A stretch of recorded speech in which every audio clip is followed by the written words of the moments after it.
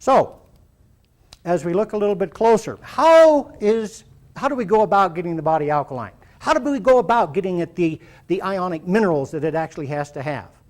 Well, in our case, we use ionic coral minerals, or sea minerals. And it can come in three forms. You can see on this on the left-hand side. Over here, we've got a powdered form. The form that I like the best comes in sachets that we can put in water. Okay? And then we have a pill form. So as we take a look at this, when we start putting these ionic, organic coral minerals in the body, some interesting things begin to happen. First of all, our body is electric. Ask any Eastern medicine, Ayurvedic person, any acupuncturist, any massage therapist, they will tell you our body is electric. We have circulation of electricity around the body. We have pools of electrical conduits in there, meridians for instance. And if we don't get enough ionic minerals in there, then the body electric is going to discharge.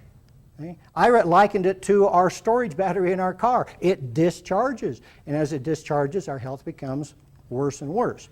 So that is one of the main things we have to look at. So as I said before, we're now looking at ionic, organic, coral minerals. There are actually 72 perfectly balanced organic minerals in our mineral complex. Now, what happens is that this is not a rock. This is organic. Ionic means that it has an electrical charge, like the calcium in our body, the minerals in our body, the potassium. It all has a positive or a negative electrical charge to it. Inorganic or elemental minerals, like those in the rocks and in 90% of the supplements that you can buy across the counter, do not have an electrical charge. And in fact, they can build up in the body when you take too many of them. And in the case of calcium, this causes bone spurs and kidney stones and gallstones and a whole raft of other stuff. Right? But ionic minerals cannot build up in the body and create problems. The body will use what it needs and actually pass the rest of it out. In fact, when you start taking the ionic minerals, it will help break down some of those buildups like the kidney stones and help to flush them out of the body. Well, the coral gets these ionic minerals just like all of the other plants that are in the world. The elemental minerals make up a lot of our soil, and there's a lot of it in the ocean. So, the plants and the coral take the ionic minerals out of the ocean or the soil. And then through photosynthesis, it changes it into ionic organic minerals, and it stores it in its skeleton. Now what we do is we harvest the skeleton and put it through a very neat production level so that when you take it, you get all of the benefits from it. When we use the water form, the sachet form, and actually put it in water, like I have in my own little water supply here, it actually changes the water. And this is extremely important because we're made of 70% water. Okay, let's take a look at what happens to it. First of all, let's look at a glass of water. In a glass of water, and I'm not looking at any of the other stuff that's in there. I'm not looking at the bad stuff at all. I'm looking at what happens with H2O. Hydrogen and oxygen and the way that it works. Now if you look at my little form up here, you'll see that in any glass of water, the H and the O combine in a whole bunch of different ways. Free hydrogen, free oxygen, and HO, which is a hydroxyl ion, okay? And then H2O, which is a water molecule. Now if you look at this side over here, when water molecules begin to form together, an interesting thing takes place. They form in a group. It's either a 6-sided, 8-sided, or a 5-sided group of molecules. I refer to the 5-sided group of molecules as inert water. It can't do anything. It goes in your cells and helps keep your fishbowl clean. But it can't carry oxygen, it can't do minerals, it can't, or nutrients, it can't do any of that stuff. It's just there. It just absorbs the heat that keeps your body at 98.6. However, the 8 and 6, mostly the 6-sided molecules, I refer to as biological water, because biological water is what can transfer all of the nutrients. It can take all of the excess metabolism waste out of the body. It's the workhorse. Now, unfortunately, we don't have a lot of this six-sided biological water in us because of the type of water we have to take in. It's mostly five-sided, especially if there's anything in it, like we put in our tap water. So the body has to change this into biological, and it takes a while and it takes energy. So what could we do about it? Well, quite frankly, when we add ionic organic calcium to the mixture, then we have a form that takes this. See the calcium in the center and the way that the water molecules are on the outside? Okay?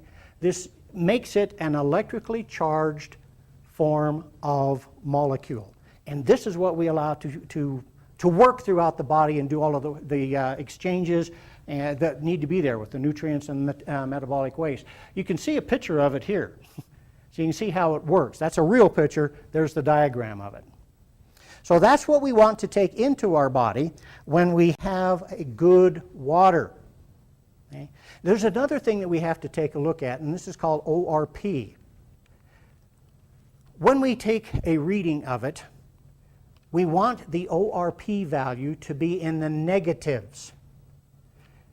Distilled water, for instance, is about 130 plus when we take its ORP. What big deal is this? I mean, who really cares about it? Well, the lower the negative number is, the more free radical fighting antioxidants are released into whatever it happens to be. In this case, it's a glass of water. Okay? We know that free radicals cause damage to the cells.